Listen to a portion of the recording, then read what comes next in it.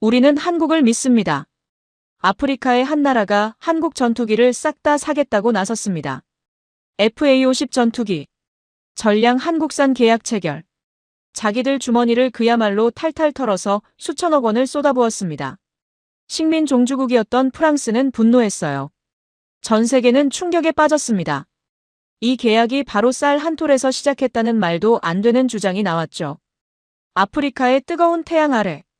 바닥이 쩍쩍 갈라지던 그 척박한 논바닥에서 말입니다. 이 모든 게 한국 덕분이다. 이제는 그 나라에게 우리의 하늘을 맡긴다. 쌀 한 톨이 어떻게 수천억짜리 계약으로 이어진 걸까요? 한국을 선택한 진짜 이유는 무엇이었을까요? 이야기 시작하기 전에 좋아요와 구독 버튼 가볍게 한번 눌러주시면 저 감동 이야기 서은비에게 정말 따뜻한 격려가 됩니다. 지금 어디에서 이 영상을 시청하고 계신지 아래 댓글에 나눠주세요. 쌀 한 톨 때문에 프랑스를 버린 게 말이나 됩니까? 누군가의 분노에 회의실이 얼어붙었습니다. 스크린에 뜬 문장은 단 한 줄이었죠. 세네갈 FA-50 전면 도입. 70년 우방, 식민 종주국을 제치고 세네갈이 한국을 선택했습니다. 어디서부터 잘못된 걸까요? 아니, 어디서부터 시작일까요? 한국에 대한 세네갈의 믿음. 절대적 신뢰. 그 단어가 제 머릿속을 떠나질 않았습니다.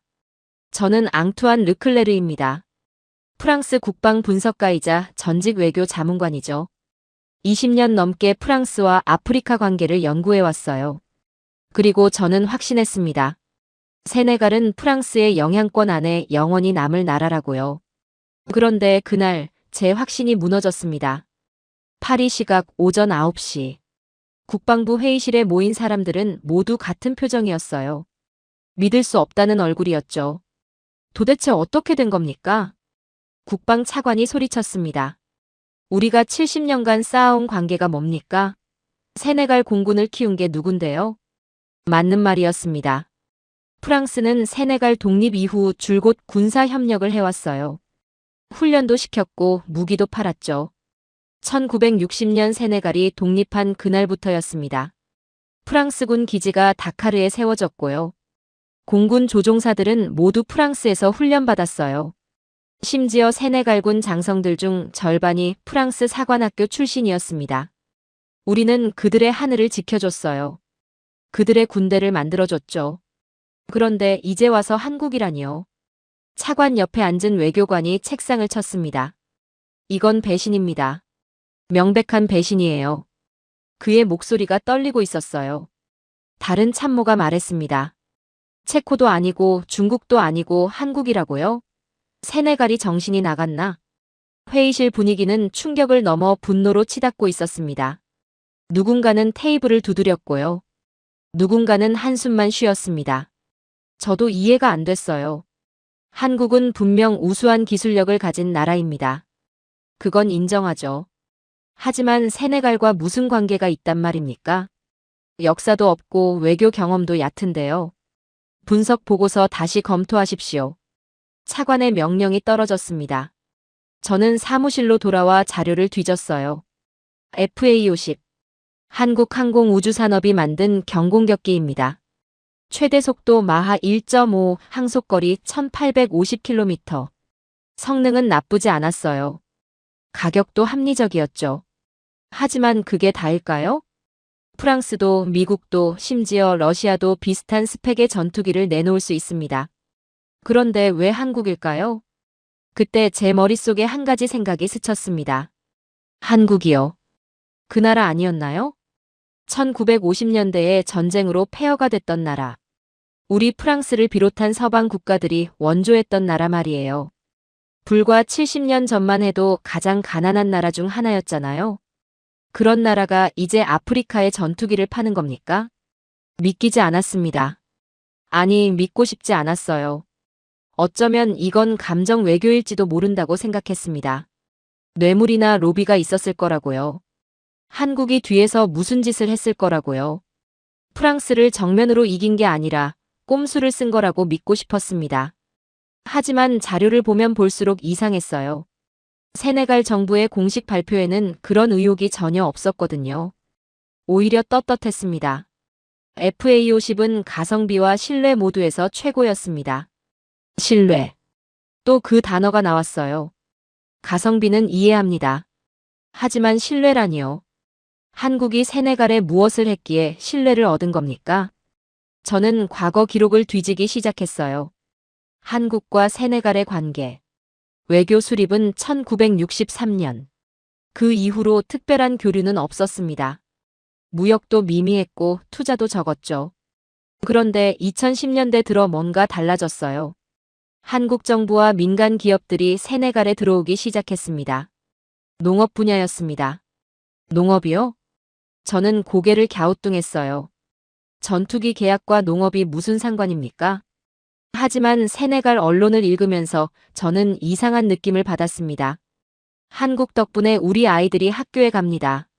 한국이 우리 땅에 희망을 심었습니다. 한국은 우리를 버리지 않았습니다. 이런 문장들이 계속 나왔어요. 마치 한국이 구원자라도 되는 것처럼요. 저는 이해할 수 없었습니다. 프랑스도 수십 년간 원조를 했어요.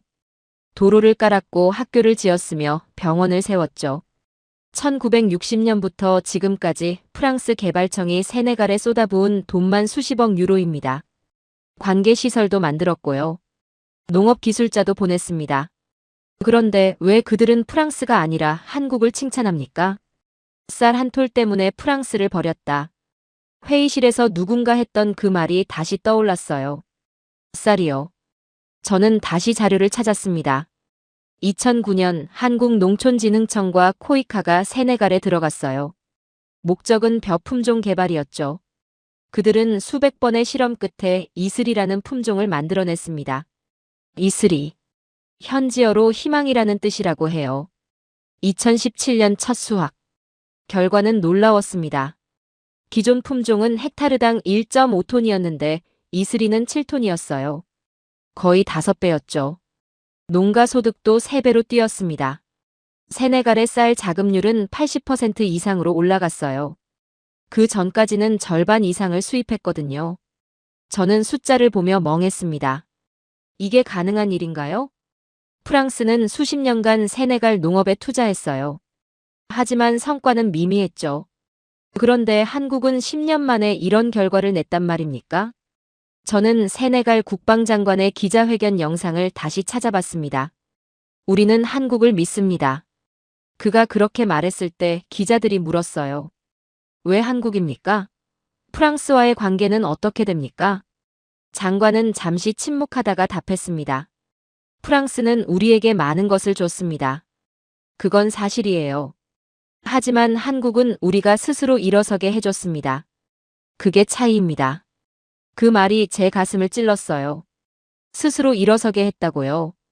프랑스는 그러지 못했다는 뜻입니까? 저는 화가 났습니다. 동시에 혼란스러웠죠. 20년간 쌓아온 제 분석이 틀렸단 말입니까? 프랑스의 방식이 잘못됐단 말입니까? 아니, 그럴 리 없어요. 분명 뭔가 다른 이유가 있을 겁니다. 저는 결심했습니다. 직접 가봐야겠다고요. 세네갈로 가서 제 눈으로 확인해야겠어요. 한국이 도대체 무엇을 했기에 세네갈이 70년 우방을 벌였는지요. 쌀 한 톨이 정말로 전투기보다 강한지요. 저는 비행기 표를 예약했습니다. 다카르행이었어요. 떠나기 전날 밤, 저는 창밖을 보며 생각했습니다. 어쩌면 이번 여행이 제 인생을 바꿀지도 모른다고요. 어쩌면 제가 틀렸을지도 모른다고요. 하지만 그때는 몰랐습니다. 세네갈에서 제가 보게 될 것들이 얼마나 충격적일지를요. 다카르의 태양은 뜨거웠습니다. 파리에서 6시간을 날아온 저는 공항을 빠져나와 택시에 올랐어요. 창밖으로 보이는 풍경은 낯설었습니다. 붉은 땅, 야자수, 그리고 끝없이 펼쳐진 도로. 프랑스가 깔았던 그 도로 말이에요. 하지만 이상하게도 자랑스럽지 않았습니다. 왜일까요? 국방부 청사는 도심 한가운데 있었어요. 제가 약속을 잡은 사람은 세네갈 국방부의 고위 관계자였습니다. 파리에서 연락을 취했을 때 그는 흔쾌히 만나주겠다고 했죠. 르클레르 씨, 당신이 궁금해하는 걸 알고 있습니다. 그의 목소리는 차분했어요. 접견실은 생각보다 소박했습니다. 큰 회의 테이블 하나, 벽에 걸린 세네갈 국기. 그리고 창밖으로 보이는 대서양이었죠. 장관이 들어왔습니다. 50대 중반쯤 돼 보이는 남자였어요. 군복이 아니라 정장 차림이었습니다. 르클레르 씨, 멀리서 오셨습니다. 그는 악수를 청했어요. 저는 그의 손을 잡으며 긴장했습니다. 이 사람이 프랑스를 버린 결정을 내린 장본인이니까요. FA50 계약에 대해 물으러 오신 거죠? 장관이 먼저 말을 꺼냈습니다. 저는 고개를 끄덕였어요. 네, 솔직히 이해가 되지 않습니다. 70년 동안 프랑스와 함께 해온 세네갈이 왜 갑자기 한국을 선택했는지요. 장관은 잠시 침묵했습니다. 그리고는 천천히 말했어요. 르클레르 씨, 우리에게 밥을 준 나라는 많았습니다. 밥이요? 저는 당황했습니다. 전투기 이야기를 하러 왔는데 왜 밥이 나오는 겁니까? 장관은 제 표정을 보며 미소 지었어요. 이상하게 들리시죠? 하지만 이게 핵심입니다. 우리에게 밥을 준 나라는 많았지만 스스로 일어서게 해준 나라는 한국뿐이었어요. 저는 더 혼란스러워졌습니다. 스스로 일어서게 했다고요? 프랑스도 세네갈에 수십억 유로를 쏟아부었습니다. 그게 자립을 돕는 게 아니면 뭡니까? 장관이 리모컨을 들었어요. 회의실 스크린이 켜졌습니다. 화면에 사진 한 장이 떴어요. 사막이었습니다. 아니, 사막 같은 땅이었죠. 갈색 흙바닥, 말라붙은 땅. 그런데 그 한가운데 초록색이 보였습니다. 논이었어요. 끝없이 펼쳐진 논바닥. 저는 눈을 의심했습니다. 여기가 어딥니까? 제가 물었어요. 세네갈 북부 생루이 지역입니다. 장관이 답했습니다. 10년 전만 해도 이곳은 완전한 사막이었어요. 농사는 불가능했죠. 화면이 바뀌었습니다. 이번에는 사람들이 보였어요. 한국 사람들이었습니다. 작업복을 입고 모자를 쓰고 땀을 흘리며 땅을 파고 있었죠. 그들의 옷에는 태극기 패치가 달려 있었어요. 한국 기술자들입니다. 장관이 설명했습니다. 2009년부터 이곳에 와서 우리와 함께 일했어요. 코이카와 농촌진흥청이었죠. 저는 화면을 뚫어지게 봤습니다.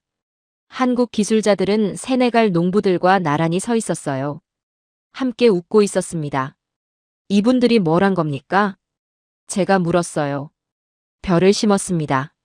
장관이 답했습니다. 하지만 그냥 벼가 아니었어요. 이슬이라는 품종이었죠. 우리 땅에 맞는 우리를 위한 벼였습니다. 화면이 또 바뀌었어요. 이번에는 황금빛 논이 펼쳐졌습니다. 바람에 흔들리는 벼 이삭들. 그 풍경이 너무 아름다워서 저는 할 말을 잃었어요. 2017년 첫 수확이었습니다. 장관의 목소리가 조용했어요. 그전까지 우리 농부들은 헥타르당 1.5톤을 수확했어요. 그런데 이슬이는 7톤이었습니다. 7톤이요? 저는 숫자를 머릿속으로 계산했습니다. 거의 5배였어요. 그날 농부들이 울었습니다. 장관이 말했어요. 기쁨의 눈물이었죠. 자기 인생에서 처음으로 쌀을 팔러 시장에 간 날이었으니까요. 저는 아무 말도 할 수 없었습니다. 장관은 계속 말했어요. 르클레르 씨, 우리는 쌀을 사랑합니다. 아시죠? 세네갈의 국화가 벼일 정도로요. 하지만 우리 땅에서는 쌀이 자라지 않았어요. 그래서 매년 전체 소비량의 절반 이상을 수입했습니다. 그 말에 저는 고개를 끄덕였어요. 자료에서 봤던 내용이었습니다. 세네갈은 매년 약 135만 톤의 쌀을 수입했죠. 비용만 7억 달러, 우리 돈으로 거의 9천억 원이었습니다. 9천억 원을 식량 수입으로 쓰는 나라. 맞습니다. 그게 세네갈이었죠. 프랑스도 도와주지 않았습니까? 제가 물었어요. 우리도 관계시설을 만들었고 기술자를 보냈습니다. 장관이 고개를 저었어요. 물론입니다. 프랑스는 많은 걸 해줬어요.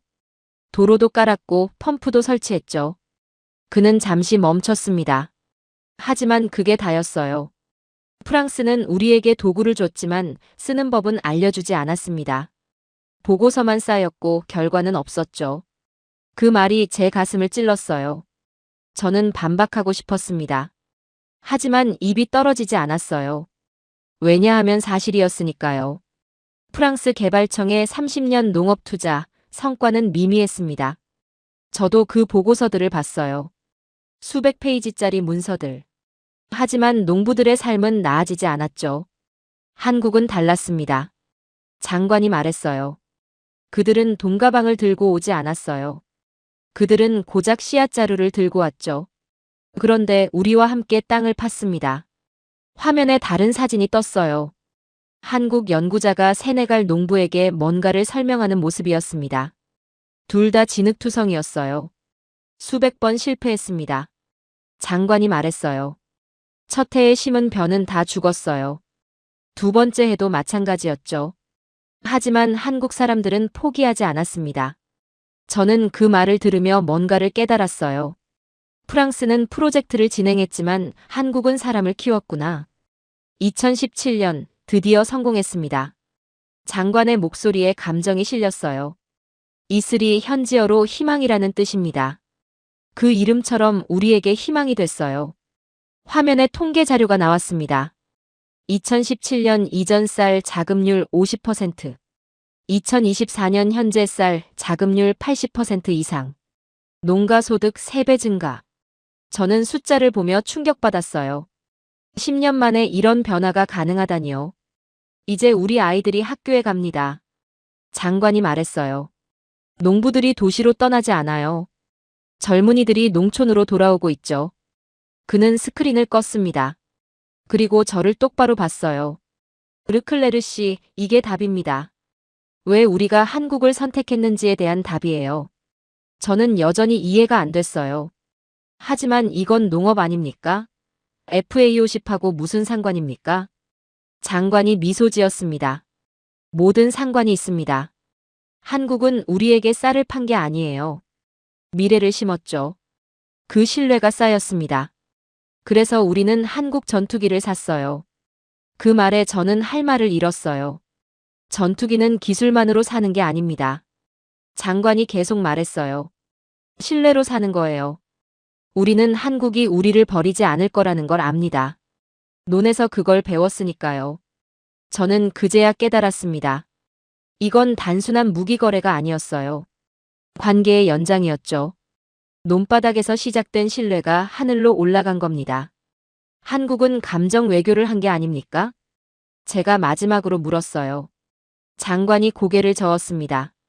감정이 아니라 진심입니다. 진심은 기술보다 오래 가요, 르클레르 씨. 그 말이 제 머릿속에 박혔어요. 진심은 기술보다 오래 간다. 프랑스가 잃어버린 단어였습니다. 우리는 기술을 줬지만 진심은 주지 않았어요. 보고서를 썼지만 함께 땀 흘리지 않았죠. 도로를 깔았지만 길을 알려주지 않았습니다. 저는 회의실을 나오며 생각했어요. 어쩌면 제가 찾아야 할 건 FA50의 스펙이 아니라 한국이 심은 씨앗일지도 모른다고요. 그 씨앗이 어떻게 자랐는지, 어떻게 전투기로 자라났는지 말이에요. 저는 결심했습니다. 직접 가봐야겠다고요. 그 논바닥으로. 세네갈 북부 생누이로. 거기서 모든 게 시작됐다면 거기에 답이 있을 겁니다. 택시를 탔습니다. 생누이로 가주세요. 기사가 고개를 돌렸어요. 북부요? 너무 먼데요. 비용이 꽤 나올 겁니다. 괜찮습니다. 가야 할 곳이 있어서요. 창밖으로 다카르 시내가 지나갔습니다. 프랑스가 만든 건물들, 프랑스가 깔은 도로들. 하지만 이제 그 위를 한국 차들이 달리고 있었어요. 저는 조용히 중얼거렸습니다. 이 전투기의 엔진은 기술이 아니라 신뢰였구나. 생루이까지는 차로 4시간이 걸렸습니다. 다카르를 벗어나자 풍경이 달라졌어요. 도시의 소음이 사라지고 붉은 땅이 펼쳐졌죠. 창밖으로 보이는 건 끝없는 지평선이었습니다. 가끔 마을이 나타났다가 사라졌어요. 어린아이들이 손을 흔들었고 염소떼가 길을 건넜습니다. 저는 창밖을 보며 생각에 잠겼어요. 이곳에서 정말 논이 자랄 수 있을까? 이 건조한 땅에서. 차가 생루이에 도착했을 때 해는 이미 중천에 떠 있었습니다. 뜨거운 바람이 얼굴을 때렸어요. 공기는 건조했고 땅은 갈라져 있었습니다. 현지 농업관리소는 낡은 건물이었어요. 페인트가 벗겨진 벽, 삐걱거리는 문. 하지만 안으로 들어서자 시원한 바람이 불었습니다. 선풍기가 돌아가고 있었죠. 르클레르 씨를 기다리고 있었습니다. 한 남자가 다가왔어요.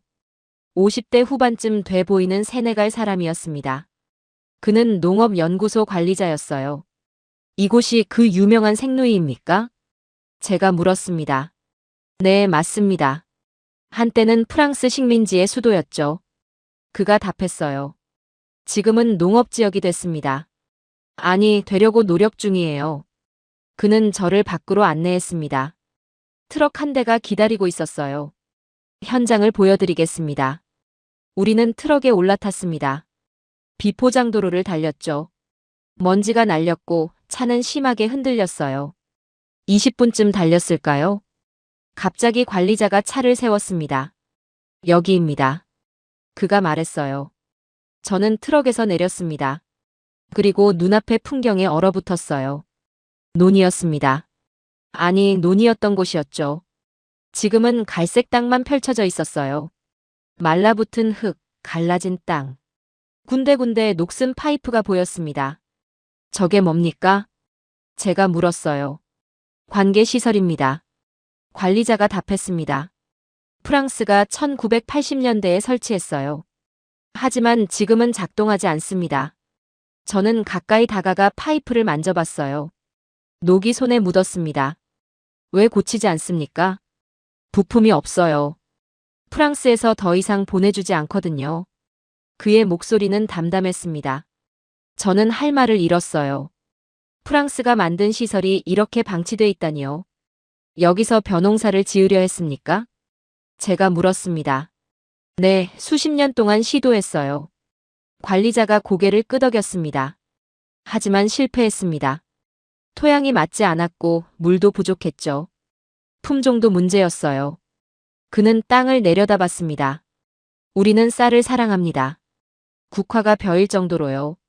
하지만 쌀은 우리를 미워했어요. 그 말이 제 가슴을 찔렀습니다. 쌀이 우리를 미워했다고요?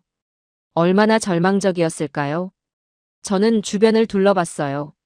황량한 땅, 버려진 시설, 그리고 침묵. 이곳에서 희망을 찾는다는 게 가능했을까요? 농부를 만나볼 수 있을까요? 제가 물었습니다.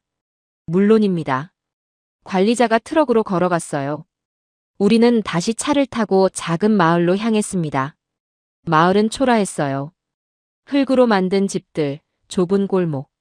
하지만 사람들의 표정은 밝았습니다. 한 집 앞에 차를 세웠어요. 이분이 이 지역에서 가장 오래 농사지은 분입니다. 관리자가 소개했습니다. 문이 열리고 한 노인이 나왔어요. 70대쯤 돼 보였습니다. 주름진 얼굴, 거친 손. 오랜 세월 땅과 싸워온 흔적이었죠. 안녕하십니까? 제가 인사했습니다. 노인은 고개를 끄덕이며 우리를 안으로 안내했어요. 작은 방, 낡은 의자. 하지만 차 한 잔이 놓였습니다. 따뜻했어요. 농사는 언제부터 지으셨습니까? 제가 물었습니다. 젊었을 때부터요.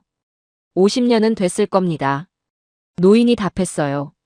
하지만 쌀 농사는 안 됐어요. 아무리 해도 안 됐습니다. 그의 목소리에 한이 서려 있었어요. 왜 안 됐습니까?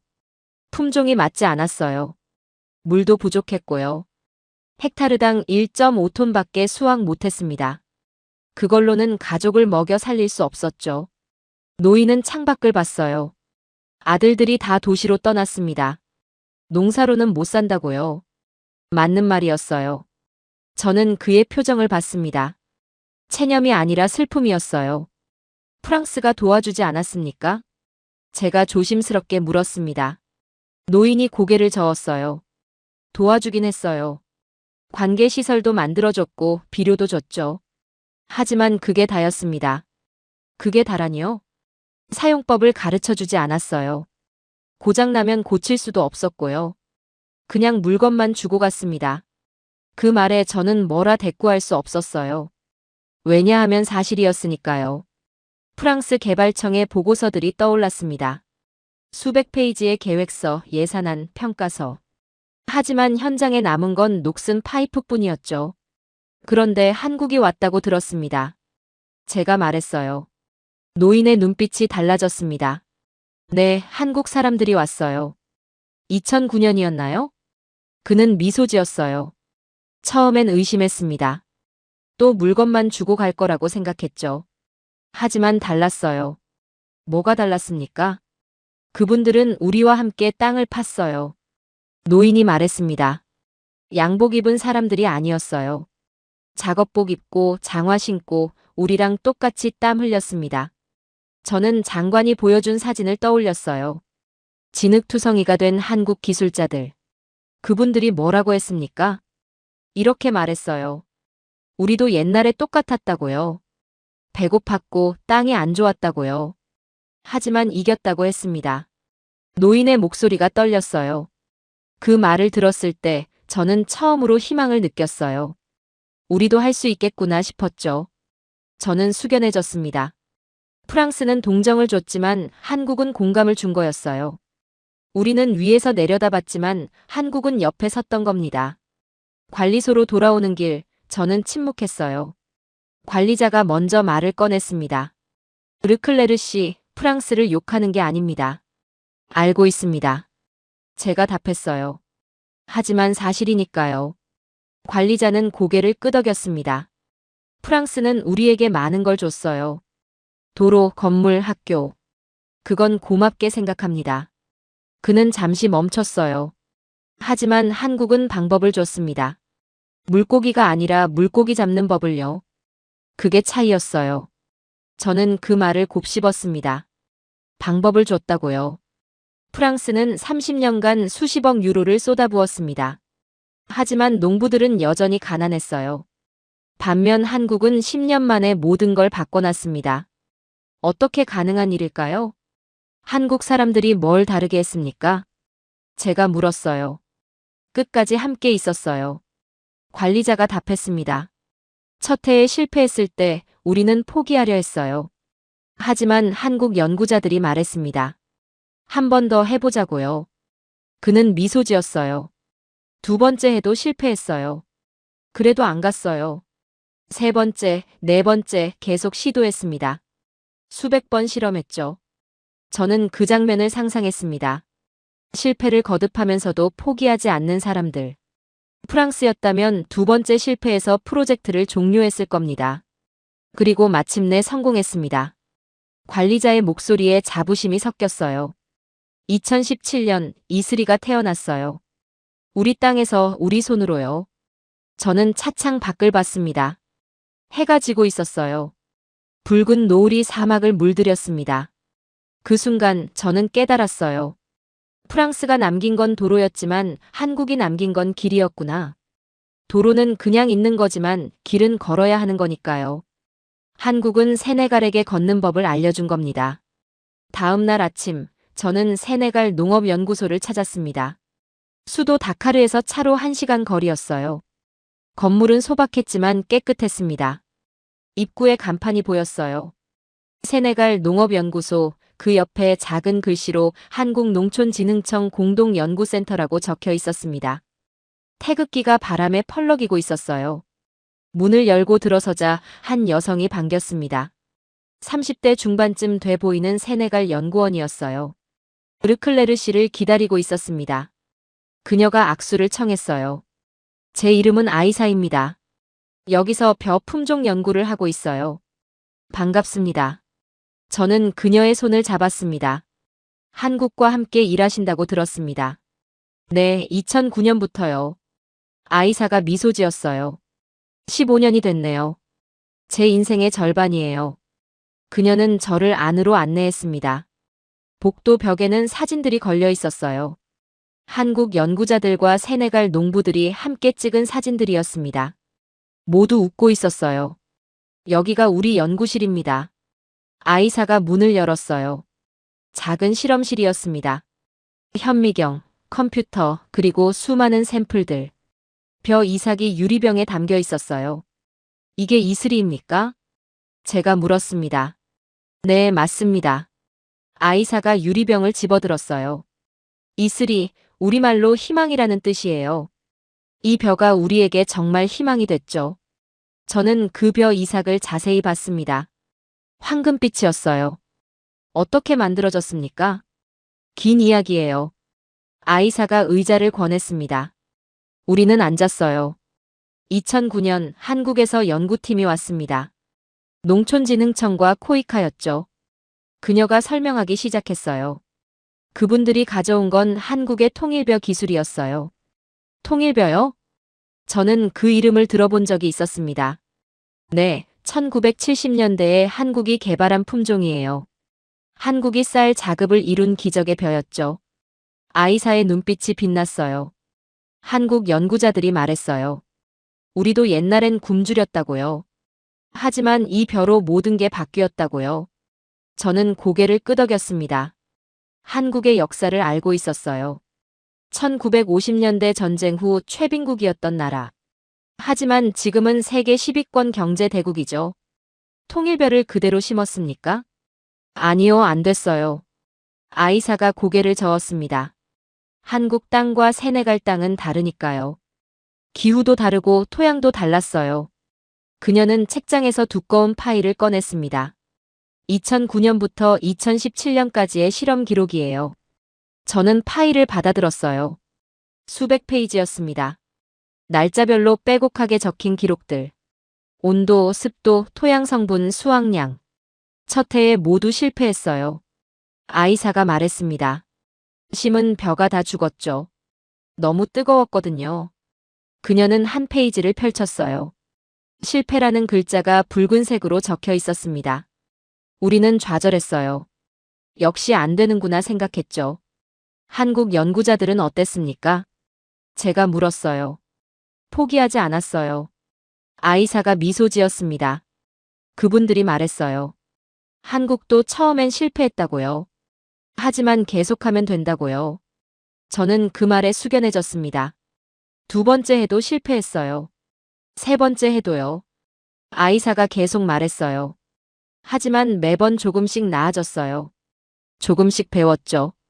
그녀는 다른 페이지를 넘겼습니다. 2013년 작은 성공이 있었어요. 한 실험구에서 헥타르당 3톤을 수확했습니다. 3톤이요? 네, 기존 1.5톤의 2배였어요. 그것만으로도 우리는 기뻤죠. 아이사의 목소리가 들떠 있었어요. 하지만 한국 박사님이 말했어요. 더 할 수 있다고요. 한국에서는 7톤도 나온다고요. 저는 놀랐습니다. 7톤이라니요. 그래서 계속했어요. 수백 번 교배하고 실험하고 또 실험했습니다. 아이사는 마지막 페이지를 펼쳤어요. 2017년이라는 날짜가 보였습니다. 그리고 드디어 완성했어요. 이슬이를요. 그녀의 목소리가 떨렸어요. 헥타르당 7톤, 우리가 해냈어요. 한국과 함께요. 저는 그 숫자를 보며 입을 다물 수 없었습니다. 8년간의 노력, 수백 번의 실패, 그리고 마침내 성공. 한국 연구자들은 어땠습니까? 성공했을 때요. 제가 물었어요. 아이사가 눈시울을 붉혔습니다. 같이 울었어요. 우리랑 같이요. 마치 자기 일처럼 기뻐했습니다. 그녀는 고개를 돌려 창밖을 봤어요. 그날 한국 박사님이 한 말이 아직도 잊히지 않아요. 이건 한국이 아닌 세네갈의 승리라고요. 우리가 해낸 거라고요. 저는 그 말에 가슴이 뭉클했습니다. 프랑스였다면 어땠을까요? 프랑스 기술로 만들었다고 자랑했을 겁니다. 하지만 한국은 세네갈의 승리라고 했어요. 현장을 보여주시겠습니까? 제가 말했습니다. 물론이죠. 아이사가 일어났어요. 우리는 차를 타고 북쪽으로 향했습니다. 포도르 지역이었어요. 1시간쯤 달렸을까요? 갑자기 풍경이 바뀌었습니다. 초록이 보였어요. 끝없이 펼쳐진 논바닥이었습니다. 저는 차를 세워달라고 했어요. 내려서 그 광경을 똑바로 봤습니다. 사막이었던 곳이 논이 됐어요. 바람에 벼 이삭이 흔들렸습니다. 황금빛 물결이었죠. 믿기지 않으시죠? 아이사가 옆에 섰어요. 10년 전만 해도 여기는 완전한 사막이었어요. 아무것도 자라지 않았죠. 저는 말문이 막혔습니다. 한국이 심은 건 벼가 아니었어요. 아이사가 말했어요. 희망을 심었죠. 그리고 그 희망이 자랐습니다. 우리는 논뚝을 걸었어요. 농부 한 명이 다가왔습니다. 40대쯤 돼 보이는 남자였어요. 안녕하세요. 그가 인사했습니다. 여기서 농사 짓습니까? 제가 물었어요. 네, 이슬이를 심어요. 5년째입니다. 그가 자랑스럽게 말했습니다. 예전엔 헥타르당 1.5톤밖에 못 거뒀어요. 이제는 기본이 7톤입니다. 소득이 3배로 늘었죠. 가족은 어떻습니까? 아들이 대학에 가요. 딸은 고등학교에 다니고요. 그의 얼굴에 미소가 번졌어요. 예전엔 학교 보낼 돈이 없었어요. 이제는 가능합니다. 이건 다 한국 덕분이에요. 저는 그 말을 들으며 뭉클했습니다. 한국이 바꾼 건 수확량이 아니었어요. 인생이었죠. 이 땅은 한국이 심은 씨앗으로 다시 살아났습니다. 농부가 말했어요. 프랑스는 우리에게 도로를 줬지만 한국은 미래를 줬어요. 그 말이 제 가슴에 박혔습니다. 저는 더 이상 참을 수 없었어요. 프랑스인으로서의 자존심이 무너지는 소리를 들었습니다. 하지만 동시에 존경심이 솟아났어요. 돌아오는 길, 저는 아이사에게 물었습니다. 한국은 왜 이렇게 했을까요? 돈도 안 되는데요. 아이사가 고개를 저었어요. 돈 때문이 아니었어요. 진심이었죠. 진심이요? 네, 한국 연구자들이 말했어요. 자기들도 배고픔을 아니까 도와주고 싶다고요. 같은 아픔을 겪은 사람만이 이해할 수 있다고 했죠. 저는 그제야 깨달았습니다. 프랑스는 위에서 내려다봤지만 한국은 옆에 섰던 거예요.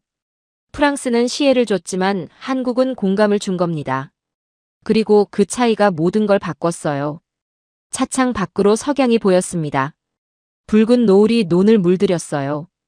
다카르의 작은 카페에 앉아 있었습니다. 노트북을 열고 화상통화를 연결했어요. 한국농촌진흥청이었습니다. 세네갈 프로젝트를 이끌었던 연구원을 만나기로 했죠. 화면이 켜졌어요. 60대 초반으로 보이는 한국인 남성이 나타났습니다. 안녕하세요. 저는 박진수입니다. 그가 인사했어요. 반갑습니다. 르클레르입니다. 저는 고개를 숙였습니다. 세네갈 이슬이 프로젝트에 대해 여쭙고 싶습니다. 네, 말씀하세요. 박 박사의 목소리는 차분했어요. 왜 세네갈이었습니까? 제가 먼저 물었습니다. 수많은 나라 중에 왜 세네갈을 선택했죠? 박 박사가 잠시 침묵했어요. 그리고 천천히 말했습니다. 선택이 아니었어요. 요청이었죠. 세네갈이 우리에게 도움을 청했습니다. 그래서 가셨습니까?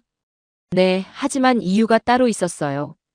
그가 화면 밖을 보며 말했습니다. 저는 1960년생입니다. 어릴 때 배고팠어요. 그 말에 저는 집중했습니다. 저희 집은 가난했어요. 보리밥도 제대로 못 먹던 시절이었죠. 박 박사의 목소리가 낮아졌습니다. 어머니가 자기 밥을 덜어서 제게 주셨어요. 그 모습이 아직도 눈에 선합니다. 저는 숙연해졌어요. 1970년대에 통일벼가 나왔어요. 그때부터 한국이 바뀌기 시작했죠. 그가 말했습니다. 저는 그걸 봤어요. 쌀 한 톨이 나라를 바꾸는 걸요. 그래서 농학을 공부했습니다. 세네갈에 가셨을 때가 언제입니까? 제가 물었어요. 2009년이었어요. 박 박사가 답했습니다. 첫날 세네갈 농부들을 봤을 때 우리 부모님이 보였어요. 그의 목소리가 떨렸습니다. 똑같았어요. 땅과 싸우고 하늘을 보며 한숨 쉬고요. 그 눈빛이 똑같았습니다. 저는 화면을 뚫어지게 봤어요. 그래서 더 열심히 했어요. 제 부모님을 돕는 마음으로요. 박 박사가 말했습니다. 실패했을 때도 많았어요. 2009년 첫 해 심은 벼가 다 죽었죠. 포기하고 싶지 않으셨습니까? 매일 포기하고 싶었어요. 그가 웃었습니다. 하지만 세네갈 농부들이 저를 봤어요. 우리를 믿고 있었죠. 그 눈빛을 외면할 수 없었습니다. 화면 너머로 다른 사람이 나타났어요. 50대 여성이었습니다. 제 동료 김미숙 박사입니다. 박 박사가 소개했어요. 저도 그 프로젝트에 참여했어요. 김 박사가 말했습니다. 8년이었죠. 매년 세네갈에 갔어요. 가족들 두고요. 힘들지 않으셨습니까? 제가 물었습니다. 힘들었죠. 김 박사가 고개를 끄덕였어요. 하지만 제 어머니가 그러셨어요. 내가 하는 일이 자랑스럽다고요. 우리도 도움받았으니 이제 우리가 도울 차례라고요. 저는 그 말에 가슴이 뭉클했습니다. 2017년 드디어 성공했을 때요. 박 박사가 말했습니다. 전화로 소식을 들었어요. 헥타르당 7톤이 나왔다고요. 그는 눈시울을 붉혔어요. 저는 사무실에서 울었어요. 40년 만에 빚을 갚은 기분이었습니다. 빚이요? 네, 한국이 받은 빚이요. 박 박사가 말했습니다. 1950년대 우리도 도움을 받았어요. 미국, 유럽, 수많은 나라에서요. 그 빚을 갚고 싶었습니다. 저는 더 이상 말을 잇지 못했어요. 화상 통화를 끝내고 저는 한참을 멍하니 앉아 있었습니다. 한국의 이야기를 들었어요. 배고픔의 기억, 은혜의 기억, 그리고 보답의 마음. 이게 한국의 진심이었구나. 다음 날, 저는 다카르 중앙시장을 찾았습니다. 아침 일찍이었어요. 시장은 활기로 가득했습니다. 쌀을 파는 상인들이 줄지어 있었어요. 한 가게 앞에 멈춰 섰습니다. 쌀자루에 글씨가 적혀 있었어요. 이슬이 세네갈산 프리미엄 쌀. 이게 이슬이입니까? 제가 물었습니다. 상인이 자랑스럽게 고개를 끄덕였어요. 네, 최고급 쌀이죠. 우리 땅에서 자란 거예요. 얼마입니까? 킬로그램당 500프랑입니다. 그가 답했어요. 수입 쌀보다 비싸지만 품질이 다르죠. 손님들이 이것만 찾아요. 저는 주변을 둘러봤습니다. 다른 가게들도 이슬이를 팔고 있었어요. 예전에는 태국 쌀, 베트남 쌀만 팔았어요. 상인이 말했습니다. 이제는 우리 쌀이 더 잘 나갑니다. 자랑스러워요. 저는 시장을 더 돌아다녔어요. 정미소도 방문했습니다. 기계가 돌아가며 이슬이를 도정하고 있었죠. 하루에 5톤씩 처리해요. 정미소 주인이 말했습니다. 5년 전만 해도 수입쌀만 다뤘는데 이제는 우리 쌀이 80%예요. 수출도 한다고 들었습니다. 제가 말했어요. 네, 맞습니다. 그가 자랑스럽게 답했습니다. 기니 말리로 보내요. 그쪽 사람들이 우리 쌀을 원하거든요. 저는 놀랐습니다. 수입국이 수출국이 됐다고요? 월 20톤 정도 수출해요. 주인이 덧붙였습니다. 처음엔 믿기지 않았어요. 우리가 쌀을 파는 날이 올 줄은요. 농업부 통계국을 다시 찾았습니다. 담당자가 최신 자료를 보여줬어요. 2024년 현재 세네갈은 연간 20만 톤의 이슬이를 생산합니다. 그가 설명했어요. 이 중 15,000톤을 주변국에 수출하죠. 어느 나라입니까? 기니, 말리, 감비아, 모리타니아입니다. 그가 지도를 펼쳤어요. 서아프리카 지도였습니다. 세네갈을 중심으로 화살표가 뻗어 있었어요. 이슬이가 확산되고 있어요. 그가 말했습니다. 각국 정부가 우리에게 연락해요. 어떻게 했냐고요? 한국 기술을 공유합니까? 제가 물었습니다. 네, 한국과 함께요. 그가 고개를 끄덕였어요. 작년에 기니에서 한국 연구팀과 시범 재배를 시작했어요. 말리도 올해부터 시작합니다. 저는 자료를 보며 충격받았습니다. 한국의 씨앗이 세네갈을 넘어 확산되고 있었어요. 이걸 뭐라고 부릅니까? 제가 물었어요. K농업 모델이라고 불러요. 담당자가 답했습니다. 한국식 농업 혁신 모델이죠. 서아프리카의 새로운 기준이 됐습니다. 저는 그 말을 곱씹었어요. K농업 모델. 프랑스도 수십 년간 농업 원조를 했지만 모델이 되진 못했습니다. 한국은 10년 만에 표준을 만들었어요. 2024년 서아프리카 농업 장관 회의가 있었습니다. 담당자가 말했어요. 5개국 장관이 모여서 이슬이 확산 계획을 세웠죠. 한국 연구팀도 참석했고요. 그는 회의록을 보여줬습니다. 목표는 2030년까지 서아프리카 전체 쌀 자급률 70%입니다. 저는 숫자를 봤어요. 2024년 현재 50%, 6년 안에 70%. 가능한 목표였습니다. 이슬이가 있으니까요. 저녁이 됐습니다. 저는 호텔 옥상에 올라갔어요. 다카르 시내가 한눈에 보였습니다. 불빛들이 반짝였죠. 저는 오늘 본 것들을 떠올렸어요.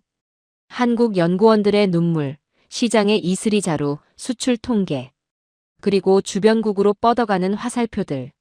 한국이 심은 건 벼가 아니었습니다. 변화의 씨앗이었어요. 그 씨앗이 세네갈에서 싹 텄고 이제 서아프리카 전체로 퍼지고 있었죠. 저는 노트에 적었습니다. 한국은 쌀을 수출하지 않았다. 자립을 수출했다. 세네갈은 수입국에서 수출국이 됐다. 기적이 아니라 필연이었다. 한 톨의 씨앗이 대륙을 바꾸고 있다. 핸드폰이 울렸어요. 박 박사에게서 온 메시지였습니다. 르클레르 씨, 오늘 인터뷰 감사했습니다. 프랑스도 함께하면 좋겠습니다. 우리는 경쟁자가 아니라 동료니까요. 저는 그 메시지를 보며 눈시울이 뜨거워졌습니다. 한국은 끝까지 손을 내밀고 있었어요. 경쟁이 아니라 협력을, 독점이 아니라 공유를. 별이 쏟아지는 하늘 아래 저는 깨달았습니다. 한국이 만든 건 농업혁명이 아니라 희망의 생태계였구나. 그리고 그 생태계는 국경을 넘어 자라고 있었어요. 다카르로 돌아온 저는 한 가지 의문이 생겼습니다. 농업에서 시작된 신뢰가 어떻게 방산으로 이어졌을까? 논바닥과 전투기, 이 둘 사이의 연결고리가 궁금했어요. 그래서 저는 세네갈 공군 기지를 방문하기로 했습니다. 다카르 외곽에 있는 레오폴 공군 기지였어요. 검문소를 지나자 넓은 활주로가 보였습니다. 경납고가 줄지어 서 있었고요. 제트기 소리가 하늘을 갈랐어요. 기지 사령부로 안내받았습니다. 세네갈 공군 대령이 저를 맞아줬어요. 50대 초반의 인상이 강한 남자였습니다. 르클레르 씨, 프랑스에서 오셨다고 들었습니다. 그가 악수를 청했어요. 네, FA50 도입에 대해 알고 싶어서요. 저는 솔직하게 말했습니다. 프랑스로서는 이해하기 힘든 결정이었거든요. 대령이 미소 지었습니다. 이해합니다. 현장을 보여드리죠. 우리는 경납고로 향했어요. 문이 열리자 큰 공간이 나타났습니다. 항공기들이 줄지어 서 있었어요. 그런데 한쪽 구석에 낯익은 문양이 보였습니다. 태극기였어요. 저는 그쪽으로 다가갔습니다. 흰색과 붉은색 항공기 한 대가 조용히 서 있었어요. 날개에 태극기 마크가 선명했습니다. KT-1 웅비입니다. 대령이 설명했습니다. 한국에서 만든 훈련기죠. 2016년에 도입했어요. 저는 그 항공기를 빙 둘러봤습니다. 깔끔한 설계, 튼튼해 보이는 구조. 왜 한국 제품을 선택했습니까? 제가 물었어요. 성능도 좋고 가격도 합리적이었죠. 대령이 답했습니다. 하지만 진짜 이유는 따로 있었어요. 뭡니까? 신뢰입니다. 그 단어가 또 나왔어요. 저는 이제 그 단어에 익숙해졌습니다. 우리는 한국을 이미 알고 있었어요. 대령이 말했습니다.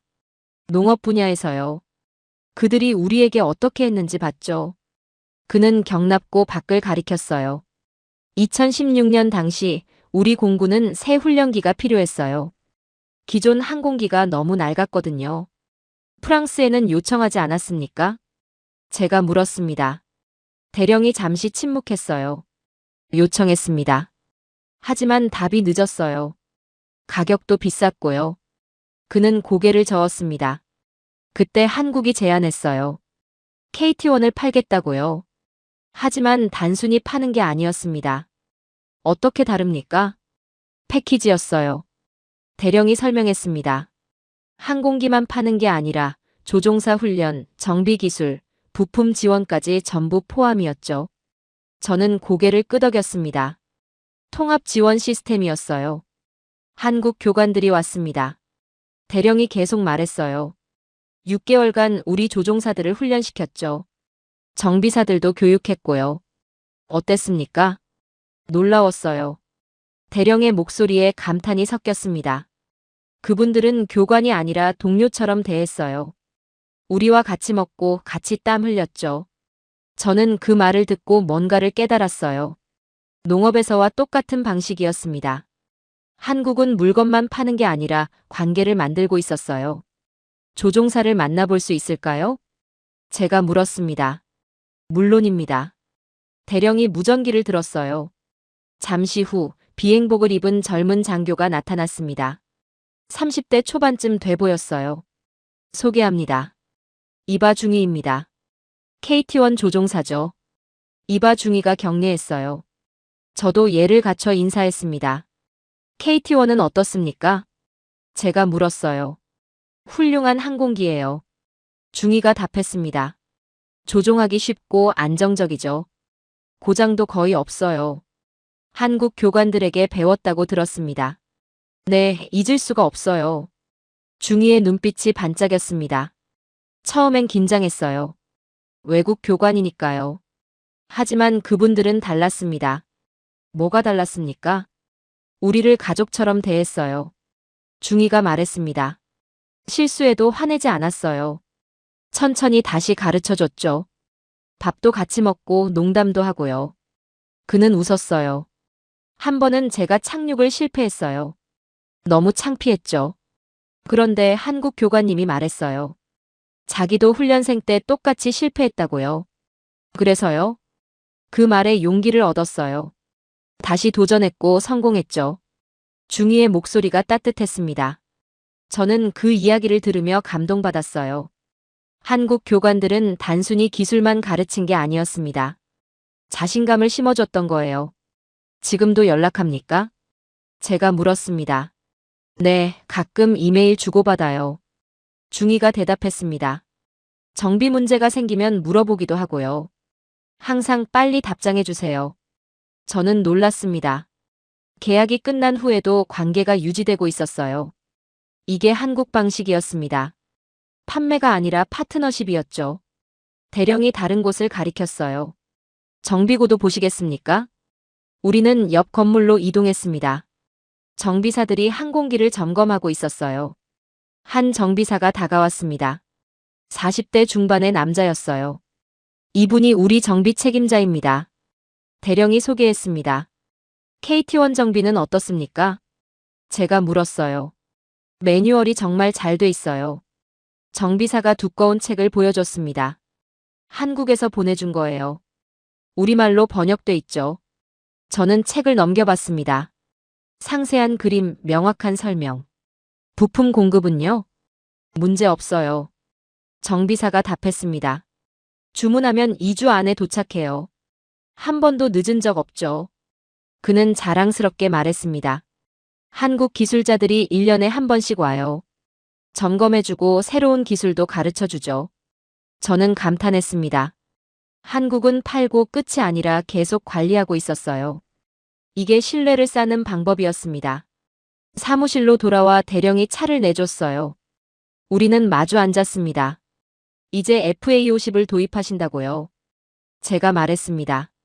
대령이 고개를 끄덕였어요. 네, KT1의 경험 때문이에요. 경험이요? 한국은 약속을 지켰어요. 대령이 말했습니다. 항공기도 좋고 훈련도 훌륭했으며 사후 지원도 완벽했죠. 그래서 믿을 수 있었습니다. 그는 창밖을 봤어요. FA50은 우리 공군의 꿈이에요. 첫 초음 속 전투기죠. 그 꿈을 한국과 함께 이루고 싶습니다. 저는 그 말에 뭉클했습니다. 꿈을 함께 이룬다고요. 프랑스는 그런 말을 한 적이 없었어요. 우리는 무기를 팔았지만 꿈을 팔지는 않았죠. 논에서 시작됐다고 들었습니다. 제가 조심스럽게 말했습니다. 이 모든 신뢰가요. 대령이 미소 지었어요. 맞습니다. 우리 아버지가 농부예요. 이슬이를 심죠. 정말입니까? 네, 아버지가 말했어요.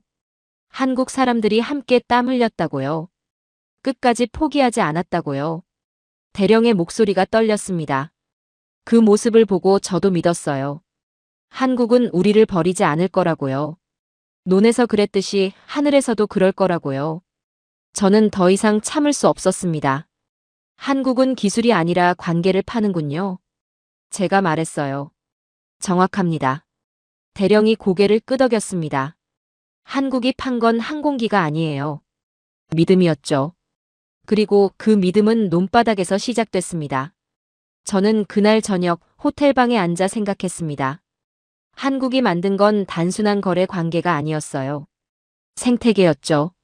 농업에서 시작해 교육으로 이어지고 마침내 국방으로 확장된 신뢰의 생태계.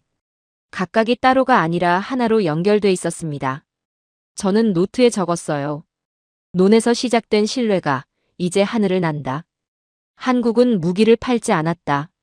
동행을 팔았다. 이건 수출이 아니라 약속의 연장이었다. 제 손이 떨렸습니다. 프랑스인으로서가 아니라 한 인간으로서 감동받았어요. 창밖으로 다카르의 밤이 보였습니다. 별이 쏟아지는 하늘 아래 저는 깨달았어요. 한국이 세네갈에 판 건 전투기가 아니라 내일이었다고요. 파리로 돌아온 건 2주 후였습니다. 비행기에서 내리자 찬 공기가 얼굴을 때렸어요. 세네갈의 뜨거운 태양이 그리웠습니다. 아니, 정확히는 그곳에서 본 것들이 그리웠죠. 사무실에 도착하자 동료가 다가왔어요. 르클레르, 큰일 났어. 그가 급하게 말했습니다. 뭐가요? 긴급 회의야. 지금 당장 회의실로 가. 저는 서류 가방도 내려놓지 못하고 회의실로 향했습니다. 문을 열자 무거운 분위기가 느껴졌어요. 국방차관, 외교부 국장, 분석팀장들. 모두 어두운 표정이었습니다. 앉게. 차관이 말했어요. 저는 자리에 앉았습니다. 세네갈 사태 사후 분석이네. 차관이 자료를 펼쳤어요. 도대체 어떻게 이런 일이 일어난 건가? 그는 저를 똑바로 봤습니다. 르클레르, 자네가 현장에 다녀왔지. 보고하게. 저는 심호흡했어요. 한국은 10년 전부터 신뢰를 쌓았습니다. 제가 말했습니다. 농업에서 시작해 교육, 기술 협력으로 이어졌죠. FA50은 그 신뢰의 결과입니다. 그래서 우리가 진 거야? 외교부 국장이 냉소했습니다. 쌀 몇 톤 주고 전투기 계약을 따냈다고? 쌀이 아니었습니다. 저는 고개를 저었어요. 방식이었죠. 한국은 함께 일했어요. 우리는 주고 떠났고요. 회의실이 잠시 조용해졌습니다. 르클레르. 차관이 낮은 목소리로 말했어요. 자네 지금 프랑스의 70년 외교를 부정하는 건가? 부정이 아니라 분석입니다. 제가 답했습니다. 우리는 시혜를 줬지만 한국은 파트너십을 줬어요. 한 분석가가 끼어들었어요. 그건 감정론입니다. 수치로 말해보세요. 저는 노트북을 열었습니다. 2009년부터 2024년까지 한국의 세네갈 농업 투자는 약 2천만 달러입니다. 숫자를 보여줬어요. 프랑스는 같은 기간 5억 달러를 투자했죠. 봐요. 우리가 25배나 더 많이 줬잖아. 외교관이 말했습니다. 하지만 결과는 달랐습니다. 제가 다음 슬라이드를 넘겼어요. 한국 투자 지역 쌀 자급률 50%에서 80%로 상승. 농가 소득 3배 증가. 프랑스 투자 지역 자급률 변화 없음. 소득 증가 미미. 숫자가 명확했습니다. 회의실이 침묵에 빠졌어요. 그때 비서가 급히 들어왔습니다. 차관님, 긴급 뉴스입니다. 그녀가 리모컨으로 스크린을 켰어요. 세네갈 국영방송이었습니다. 화면에는 세네갈 대통령궁이 보였어요. 한국 국기와 세네갈 국기가 나란히 걸려 있었습니다. 오늘 다카르에서 한국 세네갈 FA50 공식 계약 조인식이 열렸습니다. 아나운서의 목소리가 들렸어요. 화면이 바뀌었습니다. 세네갈 국방장관과 한국 방산 대표가 악수하고 있었어요. 둘 다 웃고 있었습니다. 총 계약 규모 2억 달러, 세네갈 공군 사상 최대 규모입니다. 사람들이 박수치고 플래시가 터졌죠. 카메라가 관중석을 비췄어요. 세네갈 정부 인사들, 한국 대사, 그리고 수많은 시민들. 아이들이 태극기를 흔들고 있었습니다. 저는 화면을 보며 가슴이 뭉클했어요. 하지만 회의실 분위기는 얼어붙었습니다. 우리는 초청도 받지 못했군. 외교부 국장이 쓴웃음을 지었습니다. 70년 동맹국인데 말이야. 화면 속 세네갈 대통령이 연설하고 있었어요. 한국은 우리의 진정한 파트너입니다. 함께 꿈을 이루는 친구죠. 그 말이 회의실에 울려 퍼졌습니다. 차관이 스크린을 껐어요. 계속하지. 회의는 더 무겁게 진행됐습니다. 그때 또 다른 보고가 들어왔어요. 차관님, 기니 정부에서 연락 왔습니다. 분석가가 서류를 내밀었습니다. 기니요? 네, 한국농업기술 협력을 요청했답니다. 세네갈 이슬이 모델을 배우고 싶다고요. 저는 놀랐습니다. 도미노가 시작되고 있었어요. 말리도 마찬가지입니다. 다른 분석가가 덧붙였어요. 한국 KT1 훈련기 도입을 검토 중이래요. 코트디부아르도요. 또 다른 보고가 이어졌습니다. 한국농촌진흥청과 접촉했다고 합니다. 차관의 얼굴이 굳었어요. 이게 무슨 소리야? 아프리카가 움직이고 있습니다. 제가 말했습니다. 세네갈 성공 사례를 보고 다들 한국을 원하는 거예요. 우리는요? 외교관이 물었습니다. 우리한테는 왜 안 오는 거죠? 저는 대답하지 않았어요. 대답이 너무 명백했으니까요. 프랑스는 더 이상 해답이 아니었습니다. 회의가 끝나고 저는 복도에서 동료를 만났습니다. 르클레르, 자네 대체 세네갈에서 뭘 본 거야? 그가 제 팔을 잡았어요. 회의실에서 그런 말을 하다니. 경력 끝내려고 본 걸 말했을 뿐입니다. 제가 답했어요. 사실을요? 사실? 그가 비웃었습니다. 자네가 본 건 한국의 쇼였을 뿐이야. 속았다고. 아닙니다. 저는 고개를 저었어요. 제 눈으로 직접 봤습니다. 농부들을, 연구자들을요. 그는 더 이상 말하지 않고 돌아섰습니다. 저는 혼자 서 있었어요. 차관실 비서가 다가왔습니다. 르클레르 씨, 차관님이 부르십니다. 저는 각오하고 차관실로 들어갔어요. 차관이 창밖을 보고 서 있었습니다. 앉게. 저는 의자에 앉았어요. 긴 침묵이 흘렀습니다. 자네 보고서 읽었네. 차관이 말했습니다. 세네갈 현장 보고서 말이야. 네. 솔직하더군. 너무 솔직해. 그가 저를 돌아봤습니다. 프랑스 공무원이 쓸 보고서가 아니야. 사실을 썼을 뿐입니다. 제가 답했어요. 거짓말할 수 없었습니다. 자네 한국 편을 드는 건가? 차관의 목소리가 차갑습니다. 편이 아닙니다. 저는 고개를 들었어요. 진실입니다. 한국이 더 나은 방식을 썼어요. 차관은 한참을 저를 봤습니다. 실망스럽네. 죄송합니다. 하지만 그가 한숨을 쉬었어요. 자네 말이 틀린 건 아니야. 그게 더 화가 나는군. 저는 놀랐습니다. 차관이 인정하고 있었어요. 가게. 그리고 조용히 해. 언론 인터뷰 같은 거 하지 말고. 알겠습니다. 사무실로 돌아왔지만 조용히 있을 수 없었습니다. 이틀 후 프랑스 주요 방송국에서 연락이 왔어요. 르클레르 씨, 긴급 토론 프로그램에 나와주시겠습니까? 세네갈 사태에 대해서요. 저는 망설였습니다. 차관이 조용히 하라고 했죠. 하지만 진실을 말해야 했어요. 하겠습니다. 생방송 스튜디오였습니다. 저 외에 2명의 패널이 더 있었어요. 아프리카 전문가와 국제관계 교수였습니다. 시작합니다. 앵커가 말했어요. 세네갈의 선택, 무엇이 문제입니까? 아프리카 전문가가 먼저 말했습니다. 한국의 공세적 외교가 문제죠. 원조로 매수한 겁니다. 교수가 고개를 끄덕였어요. 프랑스의 실책도 있었지만 근본적으로는 한국의 경제 외교 때문입니다. 앵커가 저를 봤어요. 르클레르 씨는 어떻게 보십니까? 현장에 다녀오셨죠? 저는 심호흡했습니다. 두 분 말씀이 틀렸습니다. 스튜디오가 조용해졌어요. 한국은 매수하지 않았어요. 신뢰를 쌓았습니다. 제가 말했습니다. 10년간 함께 땀 흘렸고 약속을 지켰죠. 그게 다입니다.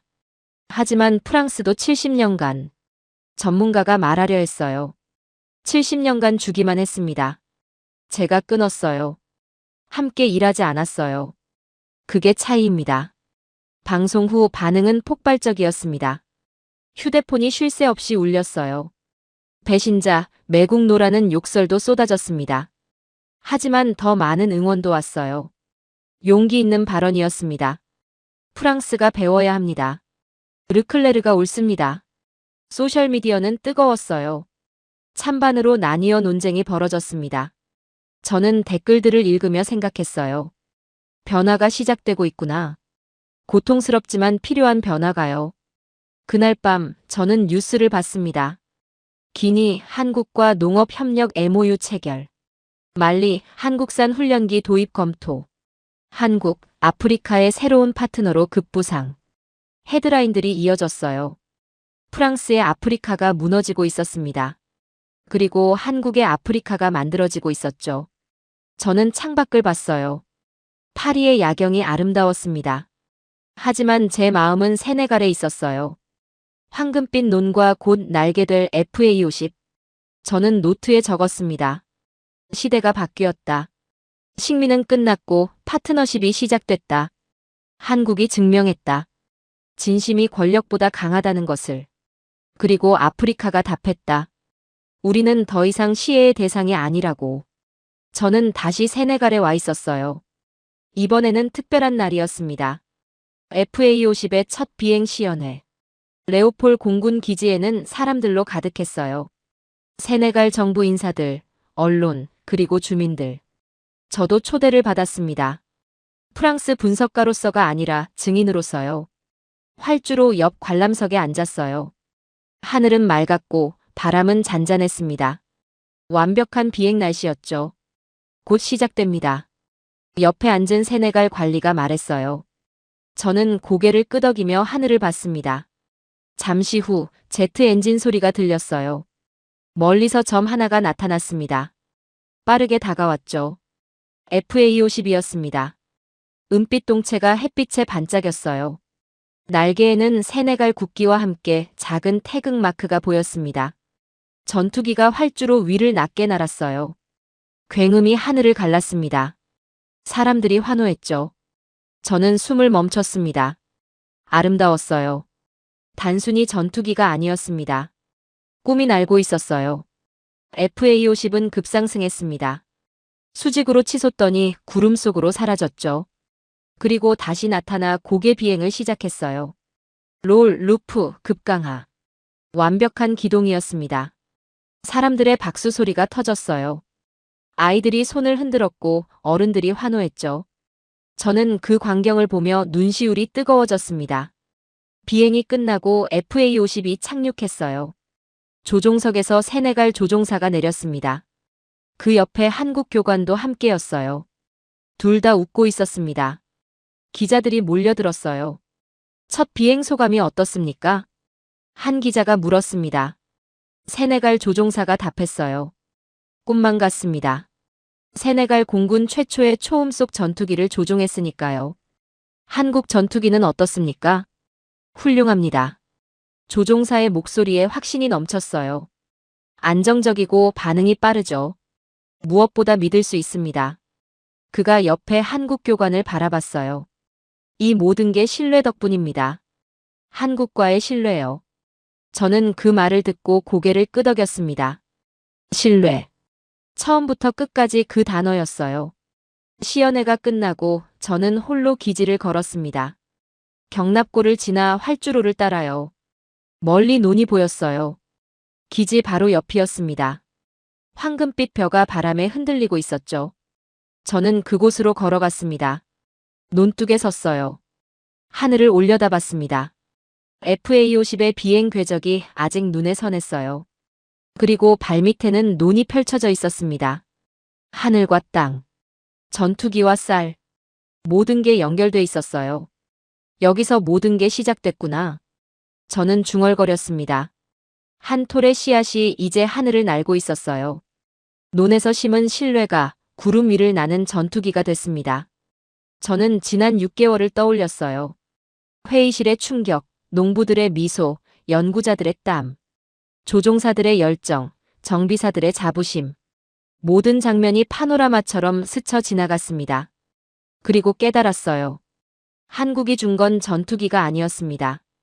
희망이었죠. 스스로 일어설 수 있다는 희망. 함께 꿈꿀 수 있다는 희망. 미래를 만들 수 있다는 희망이었어요. 핸드폰이 울렸습니다. 파리에서 온 문자였어요. 프랑스 언론의 보도 링크였습니다. 한국, 아프리카의 새로운 롤모델로. 세네갈 FA50 첫 비행 성공, 신뢰 외교의 승리. 프랑스가 배워야 할 한국식 파트너십. 저는 기사들을 읽으며 미소 지었습니다. 세계가 보고 있었어요. 변화를요. 해가 지고 있었습니다. 붉은 노을이 하늘을 물들였어요. 논도 활주로도 모든 게 붉게 빛났습니다. 저는 마지막으로 하늘을 올려다봤어요. 그리고 조용히 말했습니다. 프랑스가 남긴 건 도로였고 한국이 남긴 건 길이었다. 도로는 그냥 있지만 길은 함께 걷는 것이니까. 한국은 세네갈과 함께 걸었고 이제 함께 날고 있다. 공항으로 가는 차 안에서 저는 마지막 보고서를 작성했어요. 노트북을 열고 타이핑했습니다. 제목 신뢰 외교의 시대 한국과 세네갈의 사례 연구. 손가락이 빠르게 움직였어요. 한국의 성공은 기술이 아니라 진심에서 나왔다. 그들은 위에서 내려다보지 않고 옆에 섰다. 시혜가 아니라 파트너십을, 동정이 아니라 존중을 보였다. 쌀 한 톨이 전투기가 됐다. 이것이 21세기 외교의 새로운 모델이다. 마지막 문장을 적었습니다. 세상은 변했고 한국은 그 변화를 이끌었다. 이제 우리 프랑스도 변해야 한다. 비행기가 이륙했습니다. 창밖으로 다카르가 멀어졌어요. 불빛들이 반짝였습니다. 그중 어딘가에는 논이 있을 거예요. 황금빛 벼가 자라는 곳. 그리고 그 위 어딘가에는 FA50이 날고 있을 겁니다. 한국이 심은 희망이 이제 세네갈의 하늘을 지키고 있었죠. 저는 눈을 감았습니다. 가슴이 따뜻했어요.